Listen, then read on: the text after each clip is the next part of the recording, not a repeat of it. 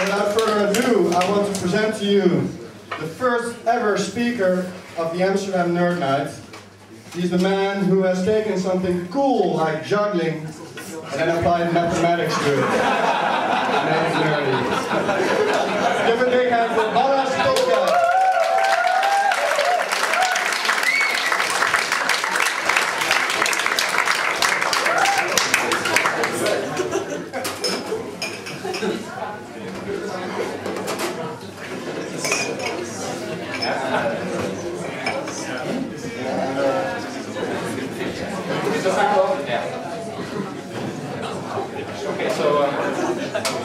Hello everybody. Hello. I'd like to start with my talk. So actually, thank you for the organizers for inviting me and for this introduction. But when I was listening to the introduction, I was making thought whether or not I should really come up to the stage. But it's okay, I think. So juggling, yeah, juggling can be nerdy, especially that kind of juggling that I want to talk about now. But it is not that horrible, so you will see.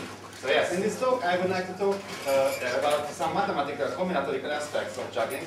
That I did not invent it, but I really like it, and I also practice it. Yeah, and I will also show some juggling tricks in real time, so that you will get a feeling about what I will be talking about. However, first, I would like to talk a bit about the history of juggling. So obviously, there is not enough time to give you not even a quick overview into the history of the whole subject. But I thought that I want to show you a few things, well, 3 things, which I find very interesting, and I thought maybe you wanted to know. So first of all, it can be very surprising, but juggling apparently existed back then in the ancient age Egypt. So this is actually not a fake picture. It is supposed to be an original one. So it depicts some women, probably women, juggling with 3 objects. Okay, it is only 3 objects, but it's already very nice. And this tells me that juggling is so natural, it's such a natural activity that it existed back then in the Egyptian times. So this is really nice. Now comes a big jump. There is a name that you should know of, which is Enrico Rastelli. So he lived at the beginning of the 20th century. And many people say that he was actually the greatest juggler who ever lived on this planet. So he had really amazing technical skills, and he also shaped the way juggling looked like in the 20th century and looks like today. And he died quite at an early age. You can see he had pneumonia, but still there is some video footage of this guy. I would like to show it to you. It's really an amazing, unique thing. So, it's an old video with very bad quality.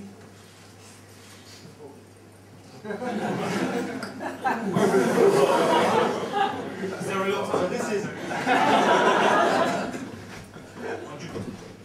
So some of these tricks is not that difficult, but some of it is really hardcore. For example, there was 10 balls, and not many people can do 10 balls today. And I think this is the only video that we have about from this kind. But then we go a bit further, and then we...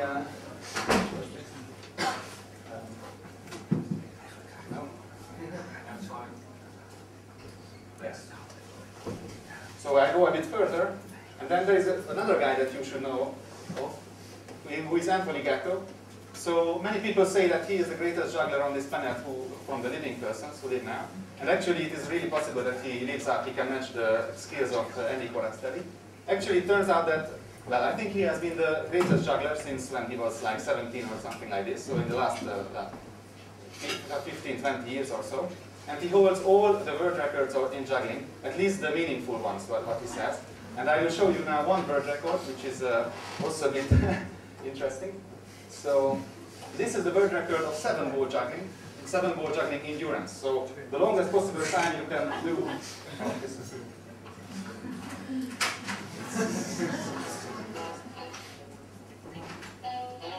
Yeah, sound is not so important now.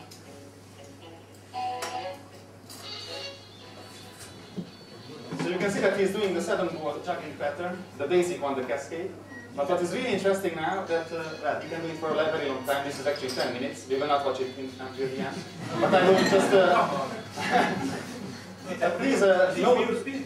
Sorry? It's real speed. Yeah, this is real speed. And what is really amazing, that he does not move his feet at all. So there are some jugglers today who can do 7-ball juggling for a few minutes, maybe not 10 minutes, but 5 or something. But they would move around, so they would correct the throws by moving around a bit.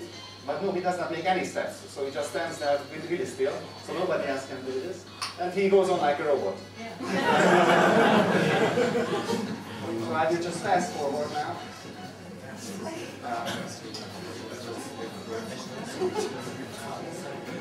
Yeah, so this is now 9 minutes 46 seconds. He doesn't seem tired or anything. This is already, the world record was already broken at this moment, but he did not really care, he just goes on. And what is really amazing, he goes into a different trick, and then he will just finish without making any mistakes. And then this is the 7-ball world record, so nobody else can do it really. Okay, and then, well, this was about videos that I wanted to show you. Now I will go back to a bit more basic level of juggling, so I will also show you some tricks. Yes, so now I will show you some tricks before I talk about the mathematics. So this will be like a warm-up for me, and maybe some introduction for you, so that you can get a feeling of what are the possibilities in juggling. And then later I will talk about the mathematics. So I don't know how many of you have actually seen people juggling with, let's say, more than 3 objects, but we will start with 3 objects. So yes, this is the basic 3-ball pattern. This is called a cascade. This is what everybody learns in the first place. This is actually easy to learn. I think everybody can learn it in 1 week or so. But then of course there are some variations.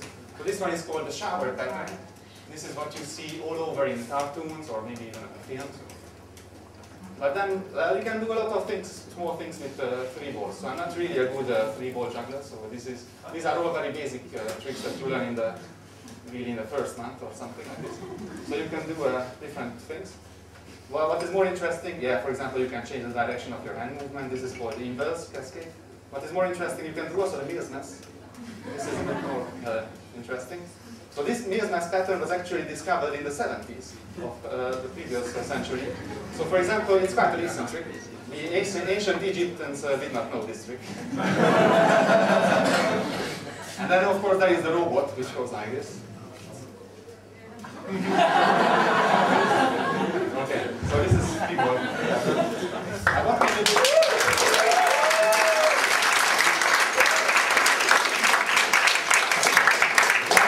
now 4 balls. So 4 balls, the basic pattern looks like this. I have 2 balls in each hand and I just do them in an asynchronous way. Of course you can do some small variations. So this one is called the column for obvious reasons. But then you can also do a yeah?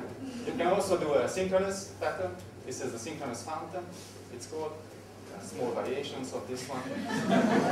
Or you can go into the 4-ball shower pattern, which is this one. So obviously the shower pattern you can do with an arbitrary number of balls, at least in principle. These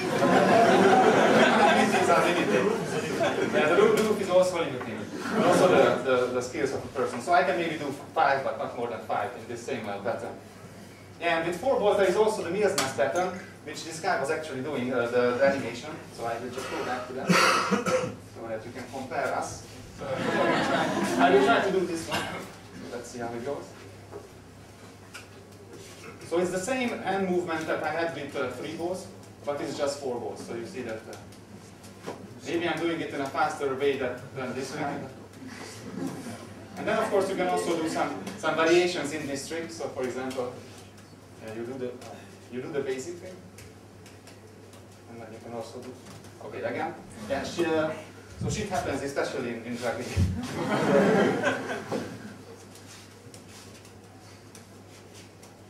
This is a small variation of the basic Mills-Ness.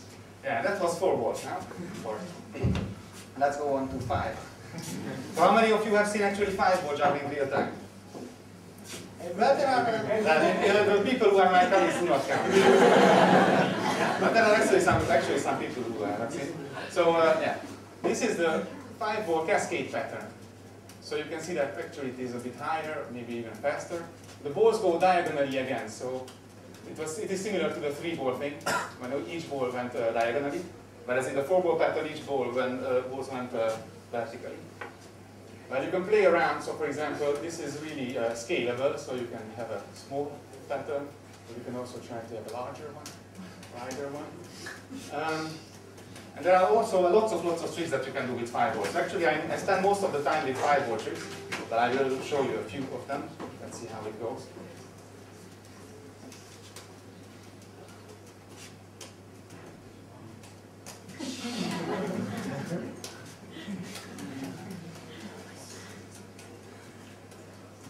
pattern is called the half shower pattern. Now back to the cascade and finish.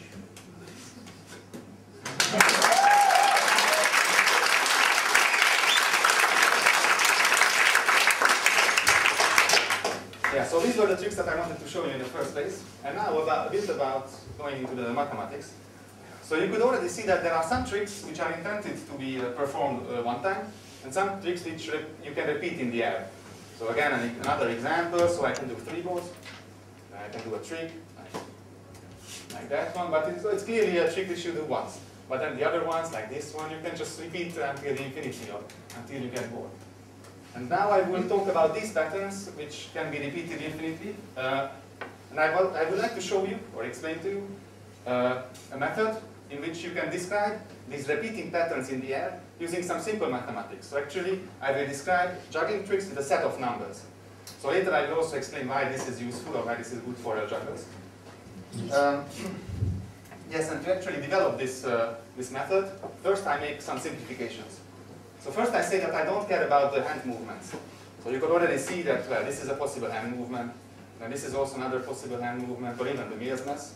But actually the differences in the hand movements do not change the way the balls come after each other and the way that the balls are caught. So I say that I make the simplifications that I only use the basic hand movement. So if I want later I can also specify the hand movement, but it is not important. I just assume that my hands have a constant speed and they move in this way. And that, yeah, the constant speed is important. Actually, it can be that in real time the speed will be a bit different, but I assume that there is a constant beat, a constant rhythm, and at each step of the rhythm an event happens. So what is an event? An event is typically that I catch a ball, and after a short time I throw it again up to some height, and then I just go on. So at each step I catch throw the balls, and my hands take turns. So I do it with my right hand and left, right, left, and so on. And now, what I have to do is, of course, I can throw different heights. So, for example, now all my throws are the same height, but I can do small variations. So, again. So this is already not a difficult pattern, but it's already something different. So you can see that, of course, you can have different heights. And I want to associate a height to each of my throws. And this height will be an integer number. So I do not measure the height in meters or seconds, but I want to measure it in the time needed for it to come back. After how many steps it will come back. So I will show you examples. So when I'm doing this one, this is the basic 3-ball trick. And then each of the throws is actually a 3. Because this means that each of the throws will come back after 3 steps. So why is this? Because I have 3 balls.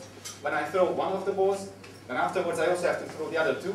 So this means that the first one will come up and will be thrown again after 3 steps. So this is the height of 3, and I'm throwing all the throws of 3. When I go on to 4, then obviously all these 4s are, all these throws are 4s, which is already a bit higher. And when I have the 5-ball pattern, the basic one, then each of the throws is actually a 5. Because I have 5 balls and they take turns. So all of these are 5s. And you can see that my hands move pretty much in the same way. Yeah, I can also try to do 6. So obviously 6 will be similar to 4. This means that I will have basically 3 balls in each of my hands. So let's see how this goes. Again. Yeah, so this is the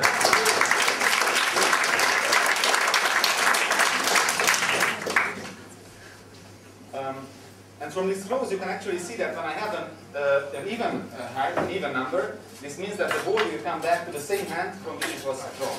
So this is easy to understand. So my hands take in turns. When it comes back after an even number of steps, it will come back to the same hand. It does not matter whether or not this is my right hand or left hand, it will be the same from which it was thrown. However, when I have an odd number, which is for example 5, then they go back to the other hand. So the balls go diagonally. It doesn't matter from left to right or right to left, it just matters that they go diagonally and they will end up in the other arm. This is very nice. And then if I want to describe a juggling pattern which repeats itself in the air, and all the thing that I have to do is to write down the numbers after each other which correspond to the individual throws. And I have to write down all the numbers, but then I just stop. So for example, yeah, I can also show you the slide. So this is written down. Yeah, actually, all this notation and all this business is called Siteswap notation. So these are the rules how you can construct these Siteswap notations, the codes for the tricks. Yeah, the first one I already mentioned, constant speed of hand movement, hands take turns. Second one is that to each row I associate a number, this is the height. Yeah, and then 3 and 4 are I just have to write down the numbers in a row, and when I want to juggle the pattern, I just juggle the pattern continuously. So examples. So this is the basic 4-ball pattern. This corresponds to just simply 4. So when I say I want to juggle the pattern 4, this means that I'm juggling this one. However, a different one is, for example, this one. So you can see that with my right hand I'm throwing higher, with my left hand I'm always throwing lower. So actually when you calculate the right hand throws a 5, the left hand throws a 3. So this means that this pattern is actually the 5-3. So and that's all what is needed to describe the pattern. It's the 5-3. And obviously there is some permutation symmetry. So it doesn't matter where you start the pattern. So 5-3 can be also called 3-5. So when you want to juggle the pattern, you just juggle it continuously. So 5-3 is equivalent to 3-5. And some more examples are coming now. So I have these examples written here. Yeah, with 4 balls we had 5-3. Now comes 5-3-4. It's a very nice pattern. It's actually non-trivial. Not very hard, but it's non-trivial. So it looks like this. I don't know how well you can see, but when I make it a bit larger, then maybe you can see. So there are really 3 different kinds of throws in here. So obviously the high one is the 5, then the low one is 1.3, which goes diagonally, but I think that you should be able to see also the 4s, which go vertically up. Yeah, so this was 5-3-4. Then a different thing, for example, 6-3-3. Obviously, so this will have a high throw and 2 low throws. Let me try. Again, that's it.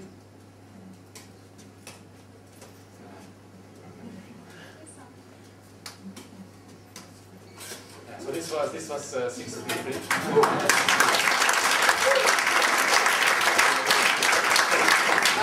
Now we are coming to the 5-ball tricks, 5-ball patterns. These were mentioned in the title of my talk. So you remember the title of my talk mentioned 6-4-5 and 7-4-4. Can you juggle them? I can. So let's see if I can juggle them. So now comes 6-4-5. Yeah, let's try. So I'm starting from the basic 5-ball thing.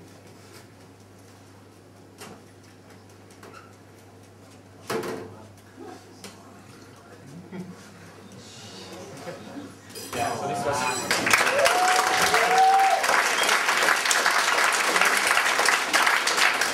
Yeah, in this way I made a small cheat. So I don't know if you noticed, but I was throwing the 6s just vertically up. So I was changing a bit the hand movement, but this is not important. Now comes 7-4-4, but maybe I should just step down because 7 is already a high throw. So I'm going to try to do it here.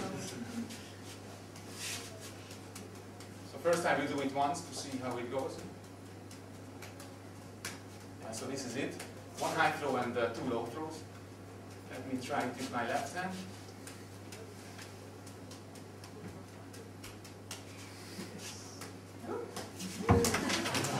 That was it.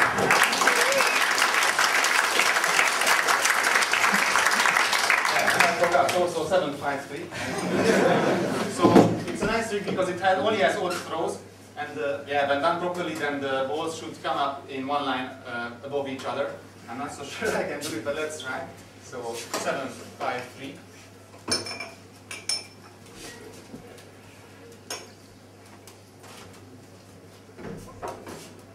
And let's try again. I should catch this.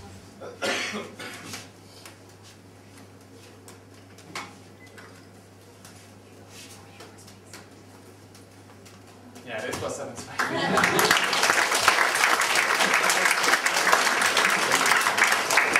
Yeah, now about so what are some typical rules about these juggling numbers? So when you already look at these numbers, you can see, for example, that in the first row, the average of the numbers is actually 4. So this is true for all the 3 tricks. And when you look at the sets of numbers in the second line, you can see that the average of the numbers is actually 5. So you can calculate this is always true. And this is a pattern which repeats itself. So it's, well, we can call it a little theorem. So if you have a valid juggling pattern with some number of balls, then the average of the numbers in the Siteswap code is always equal to the number of balls involved. So this is also a method to find out how many balls this juggling trick has. So you look at the code, you calculate the average. If it's an integer number, then it is fine. And then you have so many balls which you have to juggle. But that's not all what we have to know about these sets of numbers. So it would be nice to find out what are the valid juggling patterns. So what do I mean by that? So you could look at an arbitrary code, arbitrary Siteswap code, and you want to find out whether or not you can actually juggle it in the air. So why can't you juggle it in the air? What would be the problems? So first of all, it could happen that the balls would clash in the air, would collide. However, this is not a serious problem. So this one you can always correct easily just by adjusting the horizontal movement of your hands when you throw the balls, or the time when you throw the balls. So this can be always avoided. However, there is a more important problem. It can happen that two balls would come down at the same time. And this is a big problem because you cannot catch two balls at the same time. So it's physically impossible. So this is what we have to avoid. So we can only juggle those Siteswaps in which, when you want to do them, no two balls come down at the same time. And then what is the necessary condition for this one? And here is where a small bit of mathematics comes into the picture. But I will not give you the proof, but I will show you another theorem for this condition. And actually, instead of explaining the rules, I will just show you the examples. So, how that works. Yeah, some numbers. So actually, if you want to find out whether or not the juggling Siteswap code is valid, then you have to do the following. I will take two examples. First, the 477, which I had there, which I showed here. So what you have to do, you write down first the set of numbers, which is already there. Then below it, I have to write down the number in an increasing order starting from 1. So 1, 2, 3. Then I add the numbers which are above each other. So I get 8, 6, and 7. And now this trick has a length of 3, because there are 3 numbers. So I have to take these numbers modulo 3. I don't know what's the correct inverse in English, but anyway, so then you get 2 from it, you get 0, and then you get 1. And you can see that 2, 0, and 1 are 3 different numbers, so this is good. So it actually turns out that this is the necessary and sufficient condition for the juggling trick to be valid. If at the end you have 3 different numbers, then it's okay. So let's see another example. There is 7, 5, 7, 5, 1. Well, I can try it. So, this is also a nice trick. I cannot do it continuously, but most of the time I can do it at least once. So 7, 5, 7, 5, 1. So again, let's see a better one.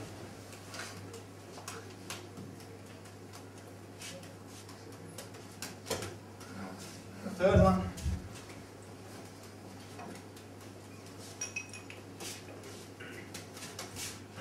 Okay, anyway, you will have to believe that this is also possible. So let's see how it works in this case. So you start again with the numbers. They are written down there. Then you have 1, 2, 3, 4, 5. And then you have to add the numbers which are above each other. So you get 8, then 7, then 10, then 9, and then 6. And then this juggling trick has a length of 5. So you have to take these numbers modulo 5. And then you get, from 8 you get 3, from 7 you get 2, from 10 you get 0, from 9 you get 4, and from 6 you get 1. And you can see that what remained there are all different numbers, so this is finally a very juggling pattern. However, so is this clear or you have questions? Okay. So typically, if you want to write down a set of numbers, that they will not be of this type.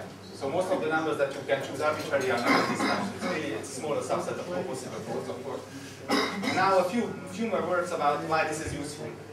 So yeah. So actually, maybe it is not surprising that this Siteswap notation was invented by 3 people independently, but all of them were scientists. So, and I think there was one physicist and one scientist, but I'm not so sure, maybe even a programmer. Yeah, and actually it is true that among jugglers, or jugglers who do these Siteswap tricks, programmers or mathematicians are highly represented, more than the population. So yes, the Siteswap notation is interesting, because then jugglers can communicate about the tricks. So when you have a new trick, or you want to tell the other juggler what you are practicing now, you just tell them these numbers. Then what is more interesting, using mathematics, you can also generate new tricks. So this is really surprising. There is this very easy 3-board trick, the 4-4-1, which goes like this. It's very easy. You can see the pattern is really easy. One is just passing the ball quickly from one hand to the other hand. But this pattern was actually discovered by this mathematics, and it was not discovered previously by jugglers. It's very strange. So there is also the box pattern, which is a synchronous pattern. So this was known long before. So, but then the 4-4-1, which looks very similar, but it's not synchronous, this was not known.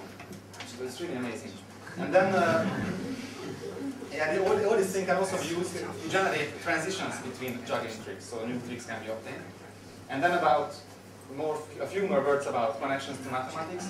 Actually, there are research papers about these topics, so it's really surprising. Yeah, for example, you can ask yourself a bit more academic questions.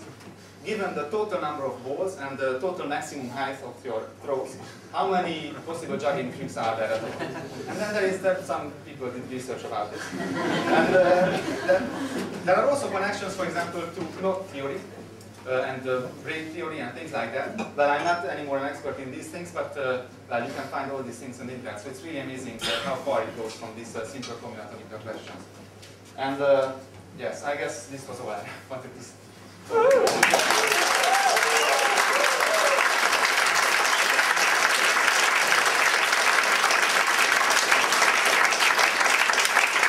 you very much.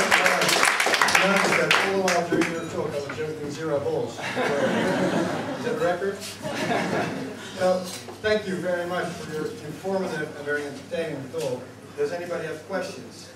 Yeah. We have time for some questions. So. What's the maximum you can throw? The height or the number of balls? Number of balls all the time. Well, so yeah, I can do 7 for a short time. Yeah, I can try.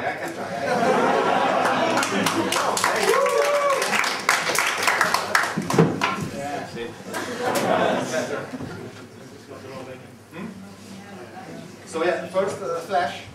The flash is when you throw all the balls up, and then you just catch them. So that's good. Yeah, so this was a flash with 7. And then normally I can also do a bit more. Let's see how it goes.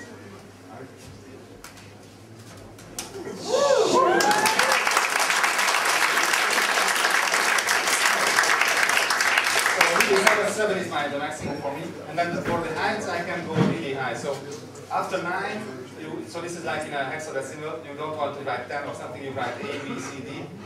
And then E. Basically this is 11, what I had. Was the most. What's the largest amount of balls anybody has ever done before? Yeah, this is a question that many people ask me, but actually it is not a good question. It's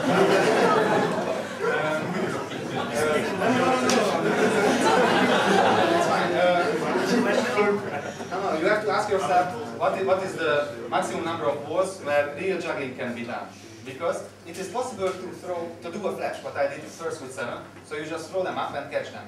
With this trick, the maximum number is 13, but only I think 2 guys did it. And then this world record holder Anthony Gatto, he does not do it because he says it's not real juggling. So he only does 9 balls, but he can. Again, it depends on how you can throw, right? Yeah. So the main problem is that the main problem is that when you have a lot of number of balls, then on the top there is not much space. So because you cannot make it wide, and then they will clash at the top. And also when you do the juggling, your brain has to keep track of all the balls simultaneously. And this is why it breaks down. But anybody does it in pairs or something like that? Yeah, then you can do more. And then, okay, then back to the other thing. So with real juggling, basically 9 is the limit. So Anthony Gatto does 9. But with 7, some people can do real tricks, so combinations or things like that. Well, Balázs, thanks again. Okay.